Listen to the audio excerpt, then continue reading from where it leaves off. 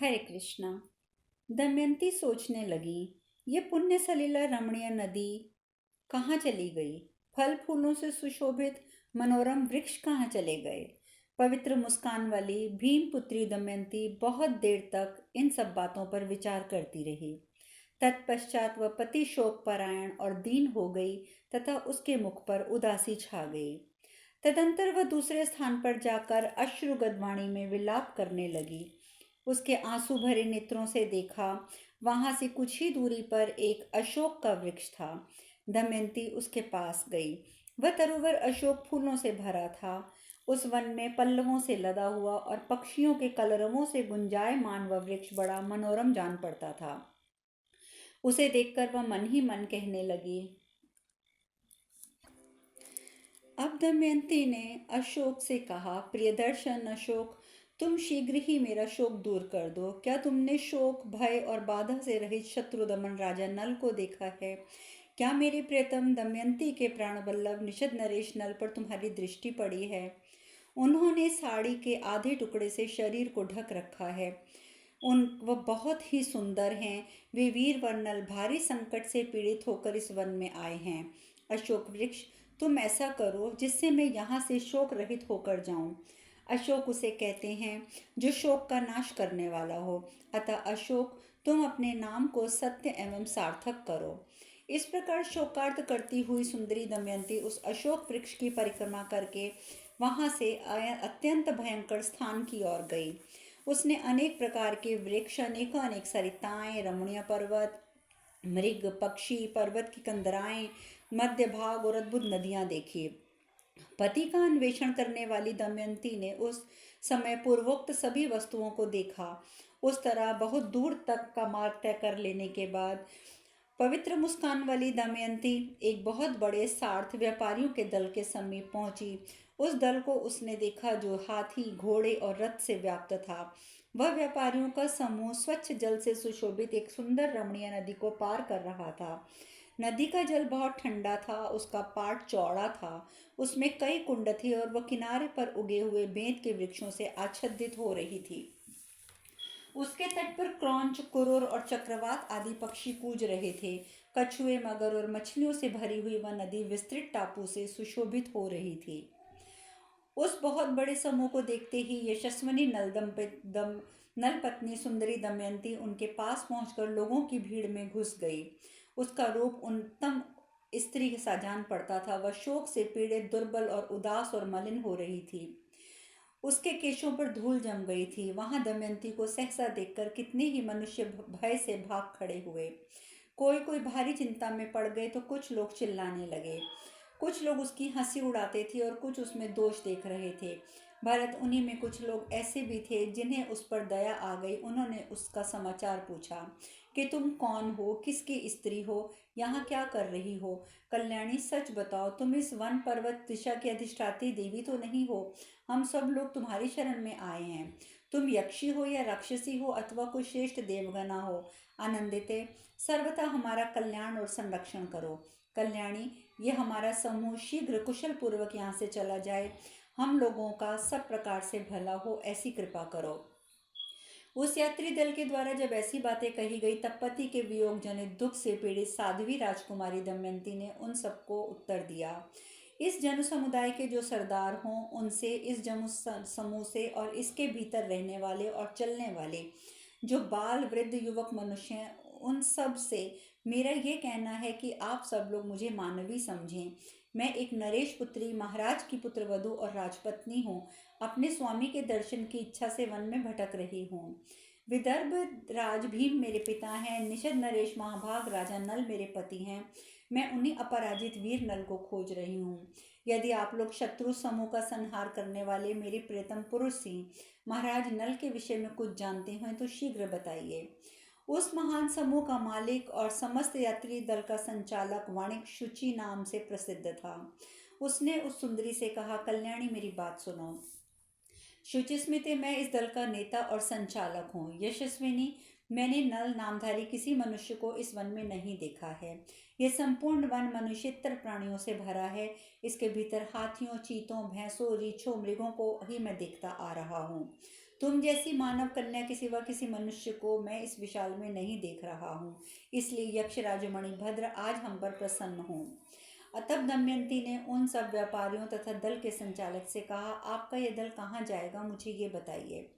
सातवाहन ने कहा, राजकुमारी, यह दल शीघ्र ही सत्यदर्शी चेदिराज सुबाहु के जनपद में विशेष लाभ के उद्देश्य से जाएगा। इस प्रकार नलोपाख्यान पर्व में दमयंती की सातवाह से भेंट विषयक 64वां अध्याय पूर्ण हुआ। बृहद्रश्व ऋषि आगे मुनि आगे कहते हैं, राजन, दल के संचालन की बात सुनकर निर्दोष सुंदर दमयंती पतिदेव के दर्शन के लिए उत्सुक हो व्यापारियों के साथ यात्रा करने लगी। तदंतर बहुत समय के बाद एक भयंकर विशाल वन में पहुंचकर उन व्यापारियों ने एक महान सरोवर देखा जिसका नाम था पद्म सौंदर्य। वह सब ओर से कल्याण पद प्रदान जान पड़ता था। उस रमणीय सरोवर के पास घास और ईंधन की अधिकता थी। फूल और फल भी प्रचुर मात्रा में उपलब्ध होते थे। तब तालाब पर बहुत से पक्षी निवास करते थे। सरोवर का जल स्वच्छ और स्वाद था। वह देखने में बड़ा ही मनोरम और अत्यंत शीतल था। व्यापारियों के वाहन भी बहुत थक गए थे, इसीलिए सब ने वहीं पड़ाव डालने का विचार किया। समूह के अधिपति से अनुमति लेकर सब लोग उस उत्तम वन में प्रवेश किया और महान जम्मू समुदाय सरोवर के पश्चिम तट पर ठहर गया। तत्पश्चात आधी रात के समय कहीं से कोई शब्द सुनाई नहीं देता था। तब दल के सभी लोग थक कर सो गए। उस समय गजराजों की मद की धारा से मलिन जल वाली पहाड़ी नदी के में पानी पीने के लिए जंगली हाथियों का झुंड आ निकला। उस झुंड ने व्यापारियों के सोए हुए दल को और उसके साथ आए हुए बहुत से हाथियों को देखा। तब वन में रहने वाले उन सभी मंदोत्मत गजों ने उन ग्रामीण हाथियों को देखकर उन्हें मार डालने की इच्छा से उन पर वेग पूर्वक आक्रमण कर दिया। पर्वत की चोटी से टूटकर पृथ्वी पर गिरने वाले बड़े बड़े शिखरों के समान उन आक्रमणकारी जंगली हाथियों का वेग उस यात्री दल के लिए अत्यंत दुस्सह था। ग्रामीण हाथियों पर आक्रमण करने की चेष्टा वाले उन वनवासी गजराजों के वन्य मार्ग अवरुद्ध हो गए। सरोवर के तट पर व्यापारियों का महान समुदाय उनका मार्ग रोककर सो रहा था। उन हाथियों ने सहसा पहुंचकर समूचे दल को कुचल दिया। कितने ही मनुष्य धरती पर पड़े छटपटा रहे थे। उस दल में कितने ही पुरुष हाहाकार करते हुए बचाव की जगह खोजते हुए जंगल के पौधों के समूह में भाग गए। बहुत से मनुष्य तो नींद के मारे अंधे हो रहे थे। हाथियों ने किन्हीं को दांतों से, किन्हीं को सूंडों से और कितनों को पैरों से घायल कर दिया। उनके बहुत से ऊंट और घोड़े मारे गए और समुदाय में बहुत से पैदल लोग भी थे। वे सब लोग उन भय से चारों ओर भागते हुए एक दूसरे से टकराकर चोट खाने लगे।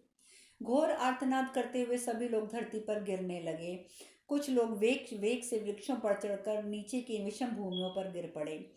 राजन, इस प्रकार दैववश बहुतेरे जंगली हाथियों के आक्रमण करके उस संपूर्ण समृद्धशाली व्यापारियों के समुदाय को नष्ट कर दिया। उस समय वहां तीनों लोगों को भय में डालने वाले महान आर्तनाद एवं चित्कार हो रहा था। कोई कहता, इधर बड़े जोर से आग प्रज्वलित हो उठी है, ये भारी संकट आ गया है, दौड़ो बचाओ। कोई कहता, ढेर के ढेर रत्न बिखरे पड़े हैं, पहले इन्हें तो संभालो, इधर उधर क्यों भागते हो। तीसरा कहता, भाई इस धन पर सबका समान अधिकार है, मेरी बात झूठ नहीं है, मुझे भी कुछ दो। कोई कहता, कायर हो, मैं फिर तुमसे बात करूंगा, अभी तो अपनी रक्षा करो। इस प्रकार की तरह तरह की बातें करते हुए लोग भय से भागते रहे। इस प्रकार जब वहां भयंकर नरसंहार हो रहा था, उसी समय दमयंती भी जाग उठी। उसका हृदय भय से संत्रस्त हो उठा। वहां उसने वह महासंहार अपनी आंखों से देखा। जो लोग सब लोग उस समय भयंकर सी इस दुर्घटना को देख रहे थे, उन सबकी आंखें जैसे पलटी जानो पड़ रही थी। उनसे ऐसी दुर्घटना उन्होंने पहले कभी नहीं देखी थी। ये सब देखकर कमल नयनी बाला भय से व्याकुल हो उठी। उसको कहीं से कोई सांत्वना नहीं मिल रही थी। इस प्रकार वह स्तब्ध हो रही थी, मानो धरती से सट रही हो। तदंतर वह किसी प्रकार उठकर खड़ी हुई। दल के जो लोग उस संकट से मुक्त हो आघात से बचे हुए थे, वे सब एकत्र होकर कहने लगे, ये हमारे किस कर्म का फल है। निश्चय ही हमने महायशस्वी मणिभद्र का पूजन नहीं किया है। इसी प्रकार हमने श्रीमान यक्षराज कुबेर की पूजा भी नहीं की है, अथवा विघ्नकर्ता विनायकों की भी पहले पूजा नहीं कर ली थी, अथवा हमसे पहले जो जो शकुन देखे थे उसका ये विपरीत फल है। यदि हमारे ग्रह विपरीत न होते तो किस हेतु से यह संकट हमारे ऊपर आ सकता था। दूसरे लोग जो अपने कुटुंब जनों और धन के विनाश से दीनहीन हो रहे थे, वे कहने लगे, आज हमारे विशाल जनसमूह के साथ ये जो उन्मत्त दिखाई देने वाली नारी आ गई थी, यह विकराल आकार वाली राक्षसी थी, तो भी अलौकिक सुंदर रूप धारण करके हमारे दल में घुसी थी। इसी ने पहले से ही अत्यंत भयंकर माया फैला रखी थी। निश्चय ये राक्षसी यक्षी अथवा भयंकर पिशाची थी। इसमें को विचार करने की कोई आवश्यकता नहीं कि सारा पाप पुण्य कृत्य उसी का किया हुआ है। उसने हमें अनेक प्रकार का दुख दिया और प्रायः सारे दल का विनाश कर डाला। वह पापिनी समूचे स्वार्थ के लिए अवश्य ही कृत्य बनकर रह आई थी। यदि उस समय देख लेंगे तो ढेरों के धूल और तिनकों से, लकड़ियों को और मुक्कों से अवश्य मार डालेंगे। उनका यह अत्यंत भयंकर वचन सुनकर दमयंती लज्जा से गड़ गई और भय से व्याकुल हो उठी। उनके पाप पूर्ण संकल्प से संगठित होने की आशंका करके उसी ओर भाग गई जहाँ घना जंगल था। वहां जाकर अपनी इस परिस्थिति पर विचार करके वह विलाप करने लगी। अहो, मुझ पर विधाता का कितना भयंकर और महान कोप है, जिससे मुझे कहीं भी कुशल क्षेम की प्राप्ति नहीं होती है। न जाने हमारे ये किस कर्म का फल है। मैंने मन वाणी क्रिया द्वारा कभी किसी का थोड़ा सा भी अमंगल किया हो, इसकी याद नहीं आती। फिर मेरे ये किस कर्म का फल मुझे मिल रहा है। निश्चय ही ये मेरे किसी दूसरे जन्मों के किए हुए पाप का महान फल प्राप्त हुआ है, जिससे मैं अनंत कष्ट में पड़ गई हूँ।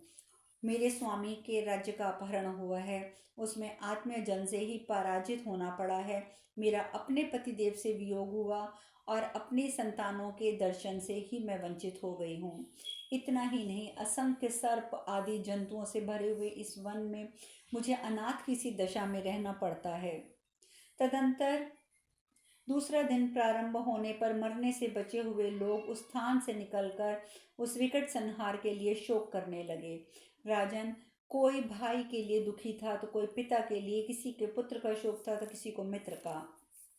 विदर्भ राजकुमारी दमयंती भी किसके लिए शोक करने लगी थी कि मैंने कौन सा पाप किया है, जिससे इस निर्जन वन में मुझे जो इस समुद्र के समान जन समुदाय प्राप्त हो गया था, वह भी मेरे ही दुर्भाग्य से हाथियों के झुंड द्वारा मारा गया। निश्चय ही मुझे अभी दीर्घ काल तक दुख ही दुख भोगना है। जिसकी मृत्यु का समय नहीं आया है, वह इच्छा होते हुए भी मर नहीं सकता। वृद्ध पुरुषों से मैंने जो उपदेश सुन रखा है, वह ठीक ही जान पड़ता है। तभी तो आज मैं दुखित होने पर भी हाथियों के झुंड से कुचल कर मर ना सकी। मनुष्यों को इस जगत में कोई भी सुख या दुख ऐसा नहीं मिलता जो विधाता का दिया हुआ ना हो। मैंने बचपन से ही मन, वाणी अथवा क्रिया द्वारा ऐसा पाप नहीं किया है जिससे मुझे ये दुख प्राप्त होता। मैं समझती हूँ, स्वयंवर में जो लोकपालगण देवतागण पधारे थे, नल के कारण मैंने उनका तिरस्कार किया था। अवश्य उन्हीं देवताओं के प्रभाव से आज मुझे वियोग का कष्ट प्राप्त हुआ है। इस प्रकार से दुख आतुर हुई सुंदरी पतिव्रता दमयंती उस समय अनेक प्रकार से विलाप एवं प्रलाप करने लगी। नृपश्रेष्ठ तदंतर मरने से बचे हुए वेदों के पारंगत विद्वान ब्राह्मणों के साथ यात्रा करती हुई शरत काल के चंद्रमा की कला के समान वह सुंदरी युवती थोड़े ही समय में संध्या होते होते सत्यदर्शी चेदिराज सुबाहु की राजधानी में जा पहुंची। शरीर में आधी साड़ी को लपेटे हुए उसने उत्तम नगर में प्रवेश किया। वह विहल, दीन और दुर्बल हो रही थी। सिर के बाल खुले हुए थे। उसने स्नान तक नहीं किया था। पुरवासियों ने उस उन्मत्तता की भांति जाते देखा।